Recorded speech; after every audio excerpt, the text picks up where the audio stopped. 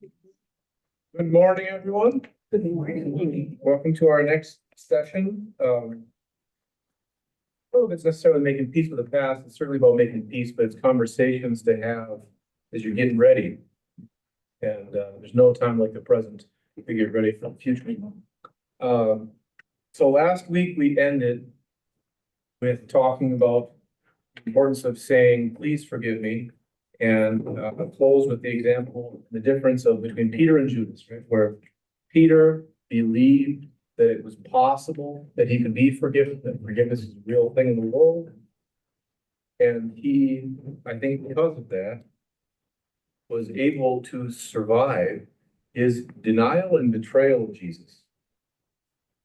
So I'm going to continue. I want to start today the "I forgive you" section by looking at how that story of Peter continues. So we have Easter Sunday will be coming up. Peter is running to find Jesus, and then they just don't know really what to do now that Jesus is alive. And so do any of you remember what the disciples do after the resurrection, after they learn about the resurrection? What have they been doing before? First thing that, they do that, they see him, and so he appears there, and they're like, "What is this?" And nighttime comes, they talk to the guys who saw Jesus on the road to Emmaus, and he's still not like with them all the time. What do they do? This is at the end of John's Gospel. What have the disciples been doing for work before Jesus got into their ear? They were fishermen. So Peter and I think John sitting there and say, "You know what? I'm going fishing." They go fishing, right? When we don't know what to do, we tend to fall into our habits. And who shows up on the lake shore? Jesus. He's like, "You guys catching anything?" And at this point, like, "I know this story. He did this once before." So they come back to shore and they find Jesus sitting on the shore, and he makes them dinner. He asks Peter if he loves him. 3 times he asks him if he loves him, just like how Peter denied him 3 times. And so Peter was sad because Jesus asked him 3 times. Okay? This is Jesus reclaiming Peter, right? "You said you didn't even know me. Do you love me?" Yes. And then he gives him something to do. And so this is Jesus. Peter's not asking for forgiveness, but Jesus is giving it to him. "I forgive you." And what does Jesus accomplish by forgiving Peter? What does he do? Makes Peter feel better. He frees Peter. He puts Peter back into the story that has a future. Because Peter is no longer, once Jesus has reclaimed him, once Jesus has forgiven him, once Jesus has said the terms of our relationship are not going to be altered by what you did that was wrong and against my will and that was harmful to me. So Peter then becomes one of the great leaders of the early church. Who knows better how important the gospel is than someone who has been forgiven? So that's where I'd like to start with you guys this morning is we talked last week about how good it feels to be forgiven, how hard it can be to ask for forgiveness. How does it feel to forgive? And what has to happen? What sort of processing do you do? What sort of thinking do you do and praying do you do to get to the point where you can say to someone, "I forgive you," which is not the same as saying, "Oh, it didn't matter." Right? Sometimes somebody will do something stupid and they'll say, "Oh, I'm sorry." Like, "Eh, it doesn't matter." Right? I eat my daughter's leftovers. She hates that. She absolutely hates it. And I'll say, "Sorry, but I don't really mean it." And she'll be like, "It's fine, Dad. It doesn't actually matter." Very different. Very different than when I ran my car into a speed limit sign. It wasn't my car, it was my parents' car, right? Just scraped the whole thing up. said, I'm sorry, and they were mad at me and I was in a lot of trouble for a long time. And then they forgave me. How do you feel? When you get to that point where you can forgive something or someone? So I would love a little bit of coffee if I can. Well, you're doing a reevaluation of the relationship.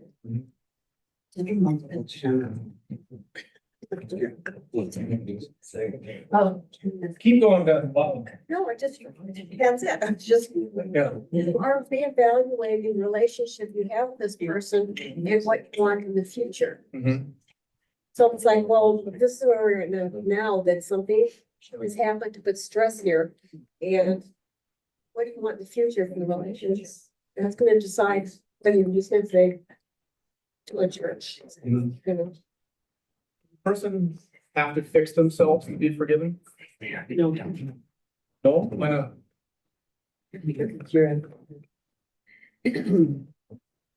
What's the difference there? If we have to wait for someone to get themselves right or to make what they did right before we forgive them, how is that different from like a preemptive strike? I'm just gonna forgive you. What's the difference there? Emotionally for us and for them, for the world? the difference in expectation. Say something like that. Well, you can sit there, I'm not gonna forgive you until I think you finally got your act together. That may be never, Mhm. based on how realistic you are Mhm. in expectation. But I think if you can say, I can forgive you for whatever, you're not expecting them maybe to necessarily get better, but at least for this instant, you're able to move on. Mhm. Move on. Yeah. Time. Giving the difference between forgiving a person and forgiving their actions. So, I mean, Same way. you know, Yeah. and then to me, it kind of says, well, that's okay then that you did this. I struggle with that. Well, there's a big difference, isn't there, between forgiveness and permission? It almost feels like condition that if you. Well, can I ask a question? How do you define forgiveness, I guess, is what I'm looking at. Forgiveness has to do with the relationship and permission would have to do with the action. So with permission, you're saying, you did this, I didn't want you to, but you did this, and now in the future, if you continue to do this, it's not gonna matter. Right? So like, it's like if they change the speed limit sign. It used to be that you had to drive 20 in a residential area. Then it was 25. Some places it's still 25, actually. I was just coming back through Nebraska and there were areas where the residential speed limit was 25.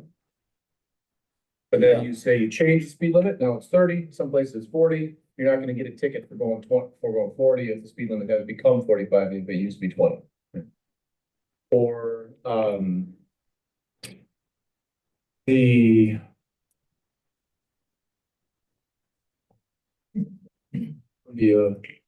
taking it deeper than that. Let's say your wife is, she would have committed infidelity. Mhm. You choose to love your wife anyway, and you choose to forgive her. Mhm. Well, that helps me get past the pain, and it helps her to not carry that guilt, right? Mhm. But other than that, is it giving her, and I think that's kind of what she's getting at, does it forgive? Does that give her a free pass to do it? Well, he'll forgive me again anyway, so it doesn't matter. That would be basically permission. nullifies. Yeah, that would be permission is what you're implying. If you give someone permission to do something that used to be outside of your covenant, that'd be permission. Forgiveness is when you say that this behavior, and that's what I think makes forgiveness different from permission. Is forgiveness does not say that what you did doesn't matter, or what you did is okay to do in the future. But it says this was wrong. But I'm making the choice that this harmful thing, this violation of our covenant, our promises that we've made to each other, or a violation of sort of our general social contract. Because maybe it's a stranger who did something to you. You have no relationship with them at all. Okay? Say, you cannot hurt me so bad that it makes me treat you bad. I'm not gonna treat you the way you deserve. I'm gonna treat you the way that I choose to treat you.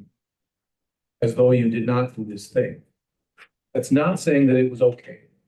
I think that's a really important distinction in our faith tradition, is that forgiveness is not permission to keep on hurting someone.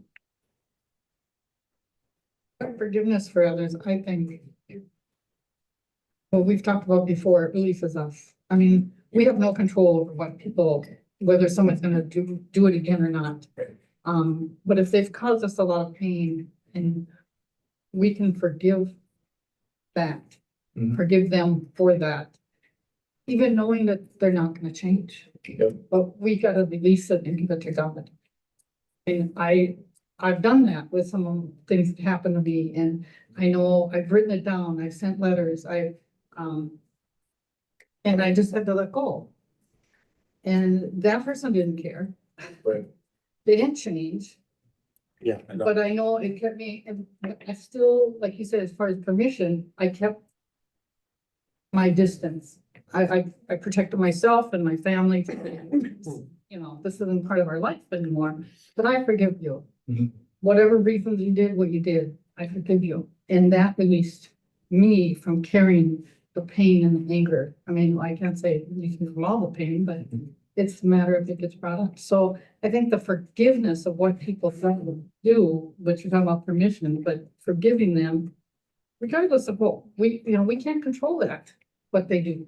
But we can forgive sometimes and people won't even know that we've forgiven them. I mean, that's forgiving. Mhm. Yeah. Sometimes they don't count. That I do that. Yeah, sometimes they don't.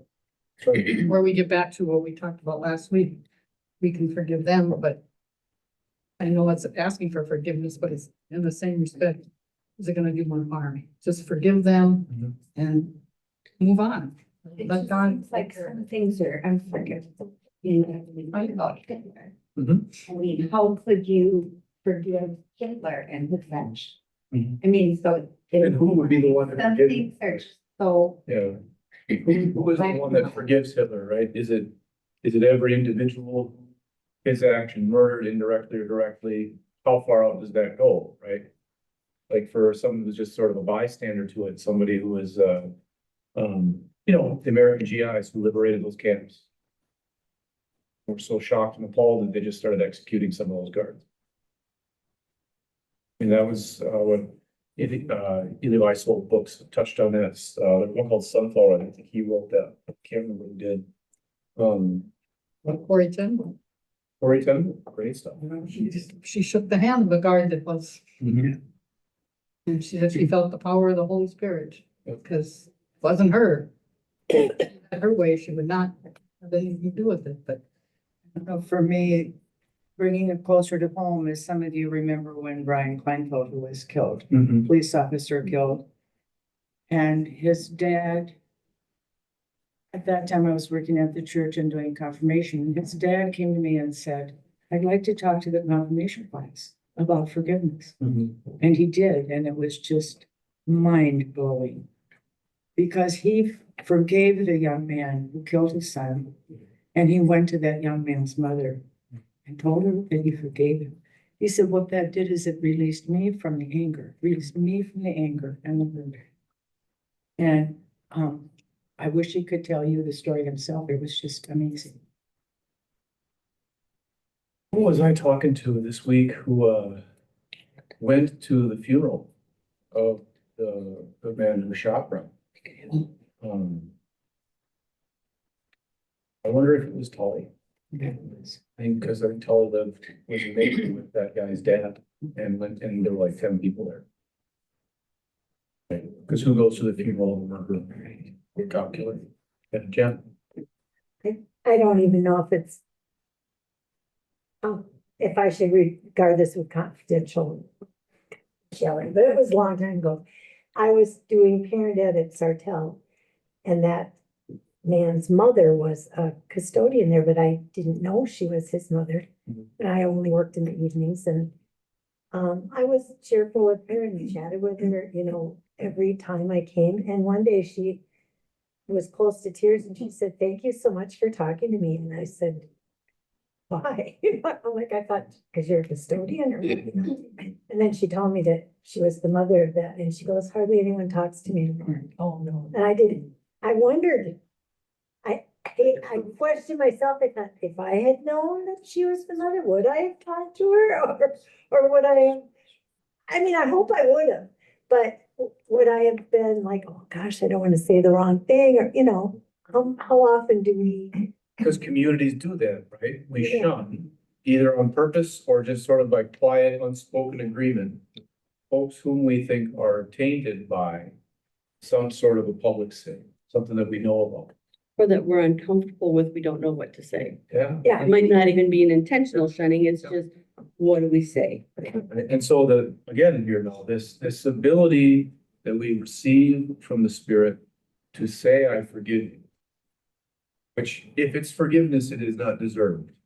If someone has paid their amends, right, if they've made it right, then it's different. Forgiveness is not deserved. If you are being forgiven, by definition, you don't deserve it. Right, because if you made things right, then you made your amends, you had repaired it. What forgiveness does is repair the irreparable. That's why we don't say in our confession that God then decided that we had done enough to get back into his good graces, and Jesus came to let us know that. Jesus came while we were yet sinners. And even in our second lesson today, Paul's second letter to the Corinthians said, he made him to be sin who knew no sin. Jesus becomes us and takes that into himself because we could not have done it on our own. And so when we decide to say, I forgive you, what we are doing is changing the nature of reality. Because we are saying that this thing, this action, or this inaction that has gone against our way the world is supposed to work, let's say. We are not going to bind ourselves to it. It is the most unexpected thing because it's unfair and it's unjust. Justice is when people get what they have coming to them. And then in the absence of that, because if you deal in the legal system in America, all you realize that there are some things that are not justiciable. You can't fix it, right? There's no penalty that repairs the harm. And what forgiveness does is allows us to have a future together. And when we say, I forgive you, that is on par with any of the other creative work that the Holy Spirit does, because it is creating life and a future where there was nothing.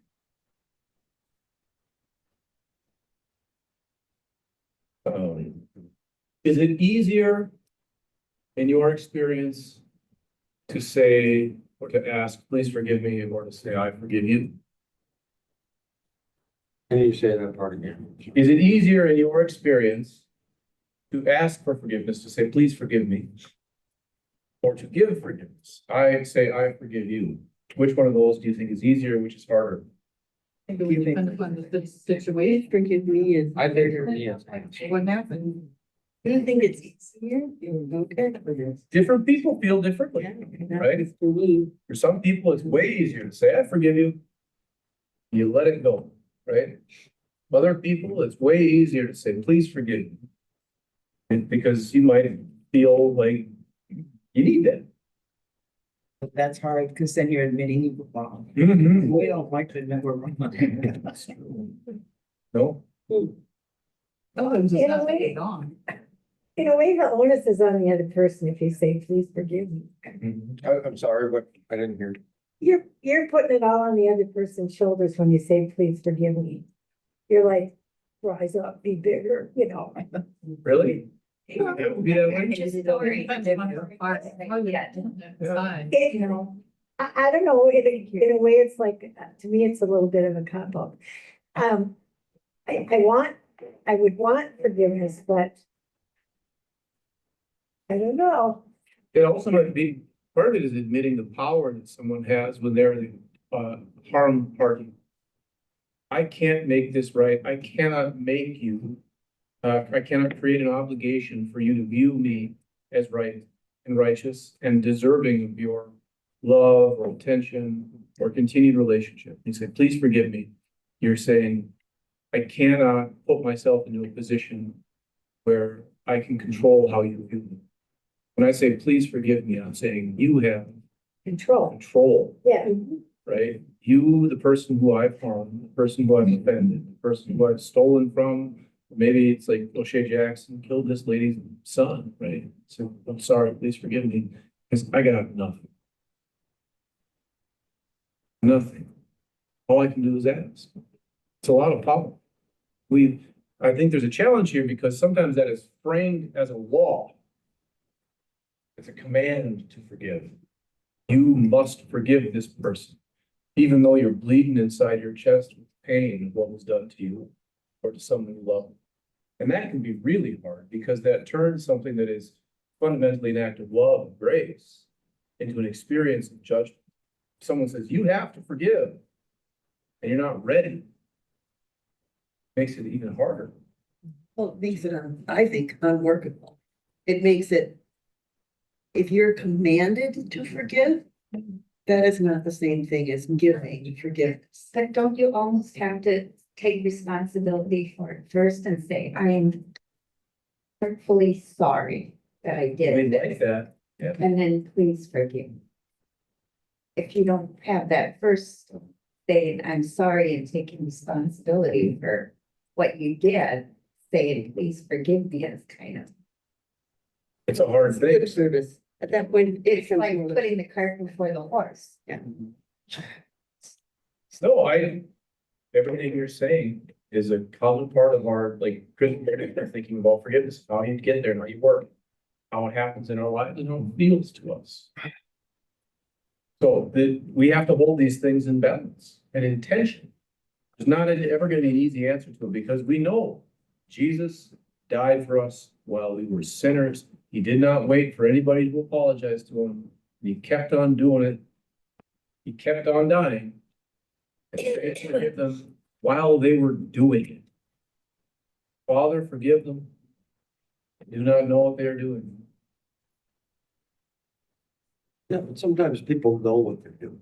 Oh, And they yeah. do it, and then they want me to forgive them. Yeah. And I'm not, I mean, excuse me, but there's some people that I cannot forgive for the things that they have done to people in this world and the things that I've seen. And I'm not okay with that. And I'm not one to judge them. I mean, they'll have their whatever, but I don't think that, the pain that they bestowed upon the world is not to be forgiven by somebody as mild, as unimportant as me. Like, I'm not okay with that. Well, yeah, I mean, there's, like, if somebody, it's not my place to forgive Paul Pot. Paul Pot never sinned against me, right? Who's that? Yeah, I'm a Cambodian Oh. terrorist Dictator. dictator Okay. guy, right? Okay. It's like the reductio ad Hitlerum without going to Hitler. Right? It's just, because I can't use the Hitler one because Hitler killed my wife's family. So there is something there. in real life, like, Yeah, not with his hands, right? But yeah, they were killed on train. I got no standing to forgive Paul Pot, right? If I say I forgive Paul Pot, it's kind of an empty gesture, right? All I'm doing is saying, yeah, that guy was awful. But forgiveness in my life.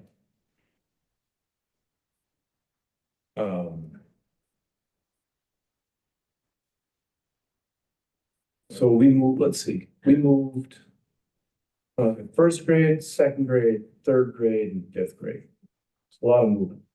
Right? Changing schools. And I was a strange young person. Small and odd.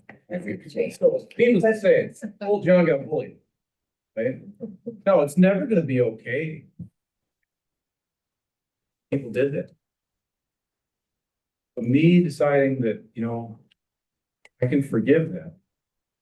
doesn't mean that it's okay to bully some weird little kid. Like, what it means is that I don't have to carry that around. It's not gonna fix it. Can't even remember these people's name. I'm not gonna find them and figure out a way to make things right. Or to obligate them to make things right. They don't remember me. Yeah. I had a student in college and she had, nice kid, but she had some cerebral palsy. Mhm. And it affected a little bit with her speech, like there'd be a delay before she'd start a sentence. And a little bit with walking. And she was talking to me one time, in fact, we still talk on the phone a gazillion years later. But when she went to high school, her parents sent her to a school in a different state. And I think part of it was to just try and get her more independence and all that. Well, she had students there, it was a girls' school, who just targeted her. And get bullied, and one in particular would mimic her speech to her face. And I said, Ruth, what did you do? And she said, I would turn and walk away. But it happened over and over and over again. And this is back in the days before they really did it in the school. Yeah. And so anyway, that flash forward about 10 years, she's on Facebook or something, and she sees an address, email, and she recognized the name. It was the worst student who'd been bullying her. And I said, what did you do? And she said, well, I sat there for about 5 minutes and I thought, do I even want to click on this and find out what's going on? Finally, she said, I did. She clicked on it, and this woman had sent her about a paragraph long. And she said, I'm hoping you reach this. You may not even look at this. You might see my name on it and just say, forget it. But she said, I have to apologize. She said, I bullied you. I mimicked you. I was so awful to you. And she said, I finally got enough nerve to try and contact you. So I'm hoping. And she said, when she got done with the apology and just being ashamed of her behavior, she said, you need to know I am married. She said, I have a child with a disability. And she said, the number of people who will, in front of the child, make a hurtful comment about this child. And she said, every time that happens, she said, I kept thinking about what I did to you. And she said, I just want you to know, this is where I am in my life. And he said, I'm really ashamed. And I said, Ruth, what did you do? And she said, I read it about 3 times through. And she said, I responded. And I just told her, I forgive you.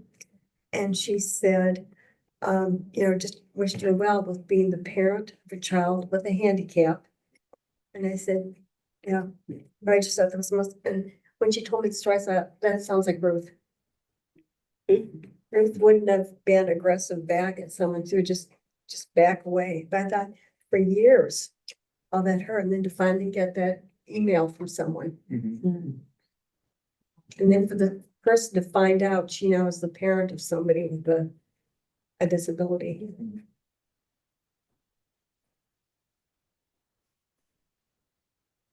It's just hard stuff, but it's good stuff.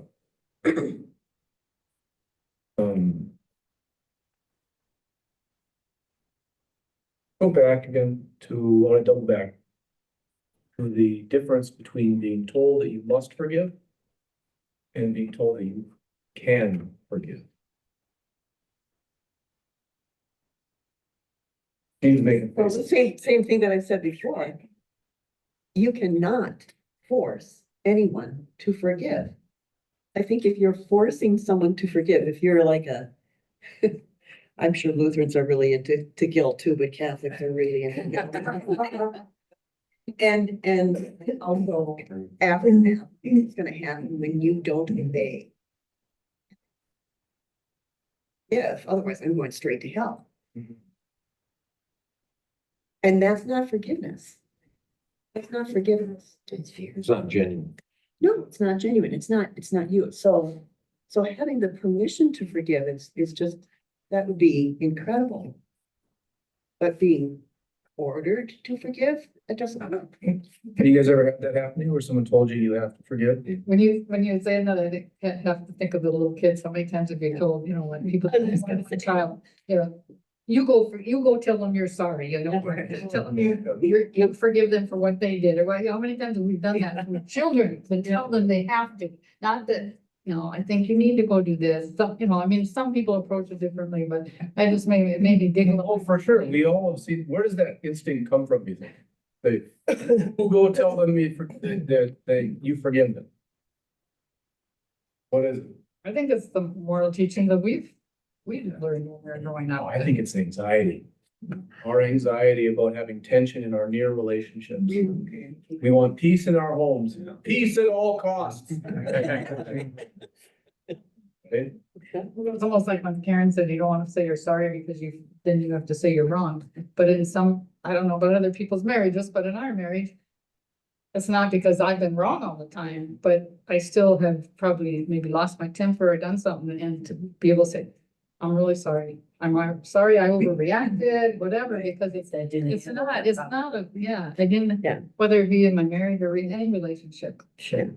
But I think the level of what's happened to you, who did it, or those types of things weigh on a person.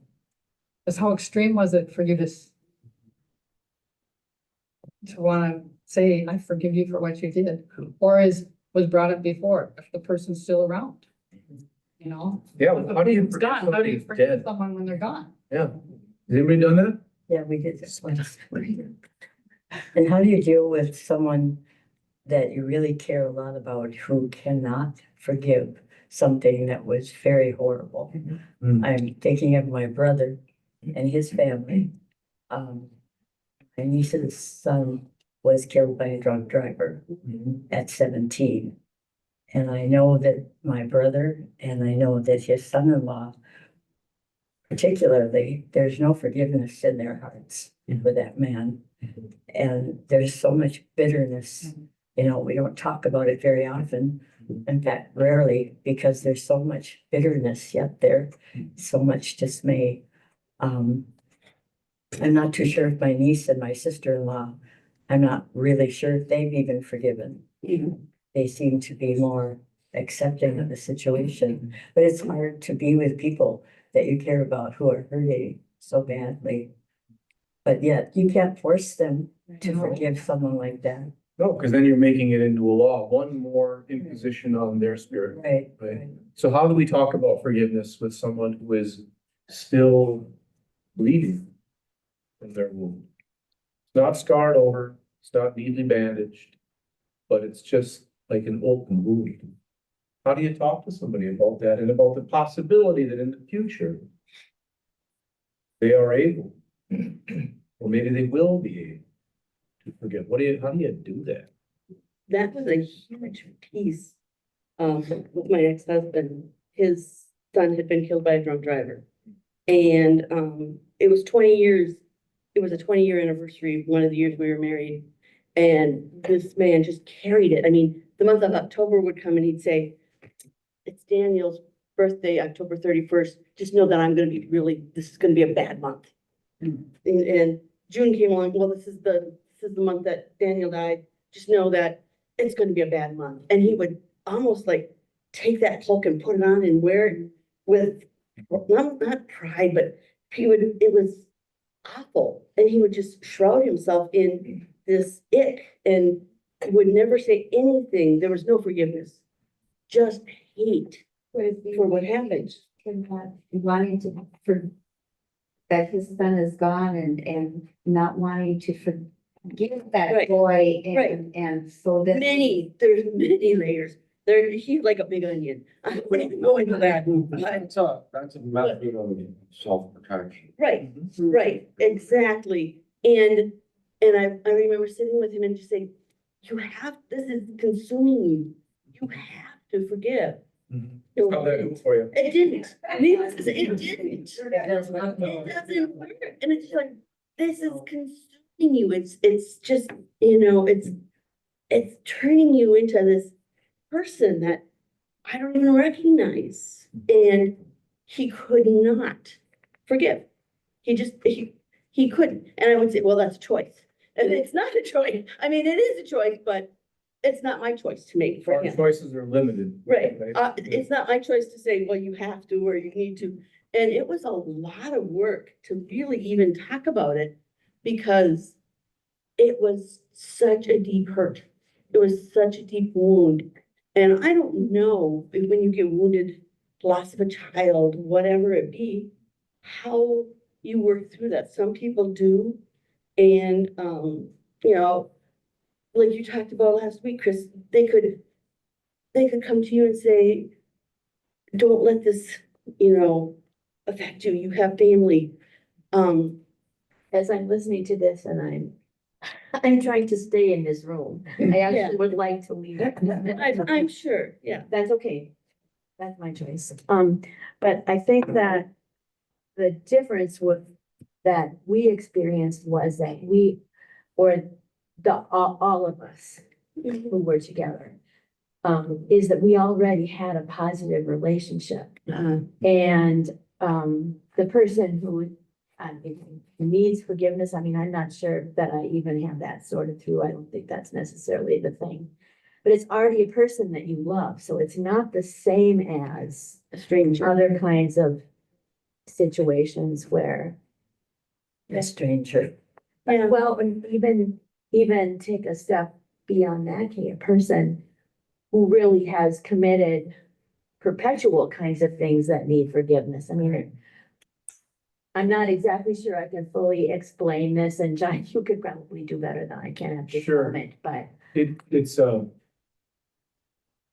I would say there's no hard and fast rule there. Because who's most likely to hurt you in your life? People you love. Yeah, Yeah, because they're there. Absolutely. closest to you. That's right. Who's most likely to be your enemy? I don't know. No, it's somebody, Somebody that's hurt you, right? yeah. Otherwise, they're just this vague thing that you're kind of annoyed by. Right?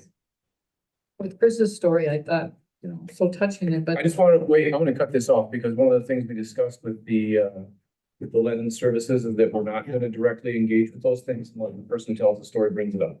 Okay. Just for now, okay, because it's hard to share that story and I want people to continue doing it. And it's easier to do that if you know that then you're not gonna have to relive it. Yep, Well, and it doesn't go, I'll just tell you, 4 days later, it doesn't go away yet. I'm sure.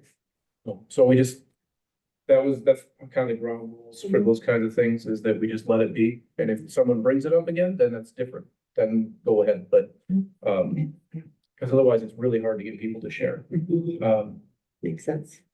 Because if you're gonna relive what might be one of the most painful episodes in your life, to then have to relive it with 200 people is just brutal, right? But I do think that what I respond, I don't want you to feel bad for me. Okay, no. No, I'm just, You don't. that's right. Don't, I've had to but- tell a lot of people. But without putting anybody into the, let's not give any reality to the characters. I'm just saying that your ability to respond with authentic forgiveness or forgiveness, I don't know if that's the word, but it has to do, I think, in this case, with a existing relationship.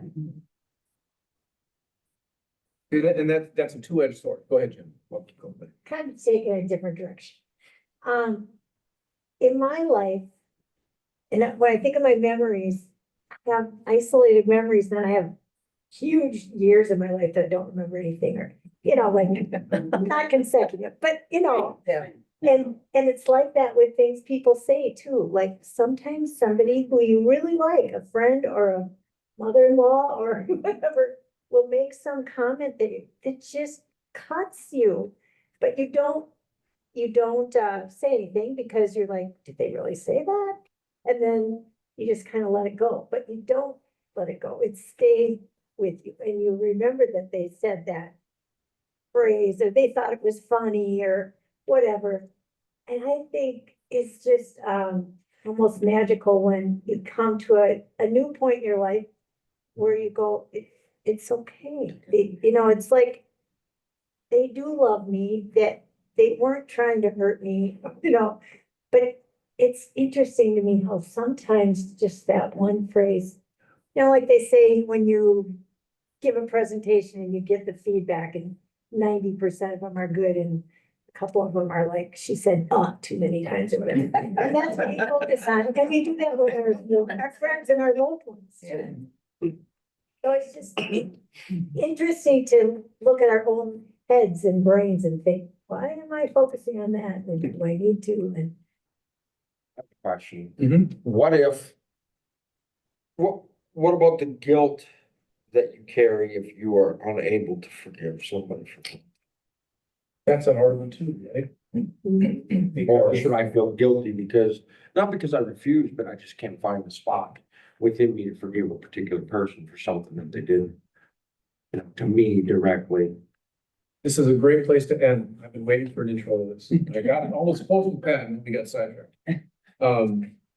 In our world, in the system, emotional and spiritual systems and social system that we inhabit, we like to say that we have free will. And to a degree, that's true, right? No strings. What I do, I am responsible for those actions and the consequences thereof. We are, however, only able to respond to things that happen to us or that are said to us based on our history. Right? Philosophers would call it a contingent freedom. It's just a fancy word for saying that you can only do what you're set up to do. Right? If you put a drink in front of an alcoholic who is not in recovery, how free are they? Right? They're only a little bit free.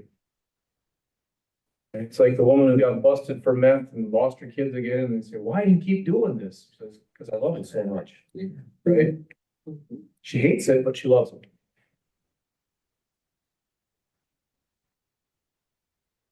What forgiveness does, and what the possibility of forgiveness does, is puts a new input into the system that comes from outside. If we have a closed system, we will keep on getting the same outcomes. Okay? Because the inputs are going to be the same, the outputs are going to be the same, and they feed themselves. If you are trapped in a system where it's all about, I've been hurt, and I'm going to relive this hurt, and maybe I'm going to go hurt somebody else, and then they're going to hurt somebody else, and it's inescapable because nobody can ever get themselves back to right, to being not touched by wrongdoing. Okay? And that even ends up with us feeling guilty for not forgiving because we think we're doing something wrong when what we're doing is just behaving according to justice. If someone hasn't made something right, and it is not just to let them return to their normal pre-wrongdoing state of relationship and freedom or whatever. Well, I mean, what if you're not even gonna have a relationship with this person? What if they did something wrong? Everyone has a relationship. If they did something wrong to you, that's a relationship, and that's the basis of your relationship. What forgiveness does is gives you the opportunity, and this is why I think forgiveness is a gift of the Holy Spirit that comes from outside of us, to change that relationship. And I think that those real changes, now where it's just like some sort of a technical thing, like I'm going to pretend this is better by ignoring it. That doesn't fix anything. It just allows us to hide our anxiety. And I don't mean like the anxiety that gives you a panic attack, but like just the general emotional turmoil, right? Hide my anger, hide my sadness by ignoring it. Or I'll hide my sadness by turning it into anger. What forgiveness does is puts a whole new input into the system that can change it. You say you can't take salt out of your dinner? Somehow, forgiveness pulls the salt out of your dinner. And out of your wounds, probably. Yeah, right? Because if you're carrying around a hurt, and I have done this, and chewing on it,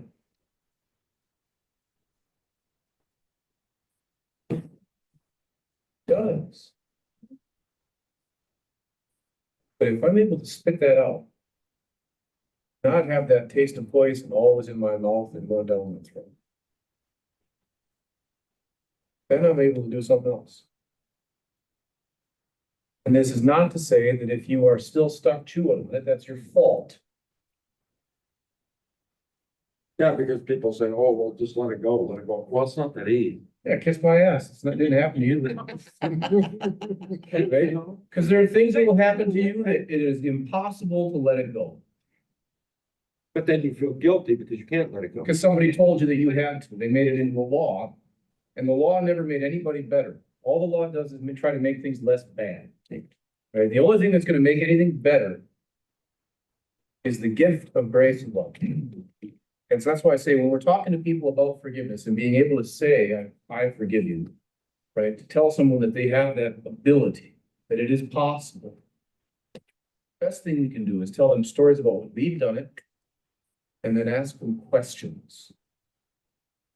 What would your life be like if you were able to forgive this?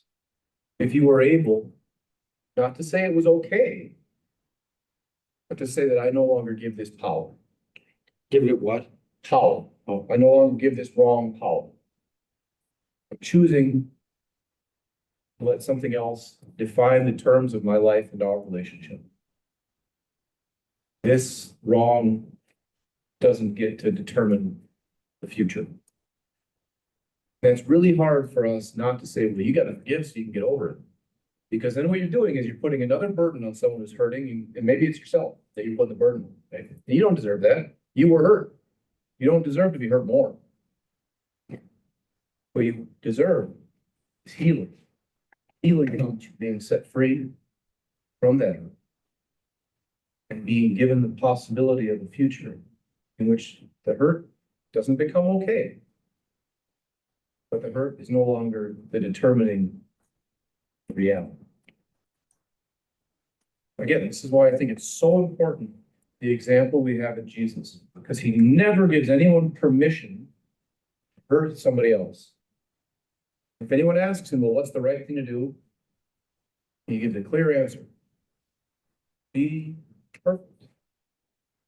If we're gonna say what's the right thing to do, we gotta be perfect, just like our Father in heaven is perfect. And then you run into the reality of human existence, you're like, oh, I fail at that.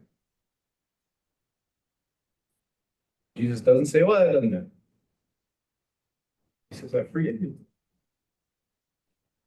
He is the one who does have standing, right? Because he is at once one of our brothers, with a body like ours, lived a life like ours, was hungry and cold and wet, got beat up and murdered.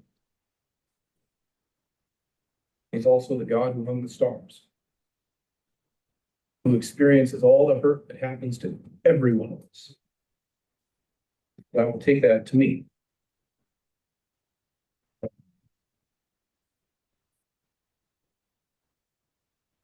think that's enough. Thank you.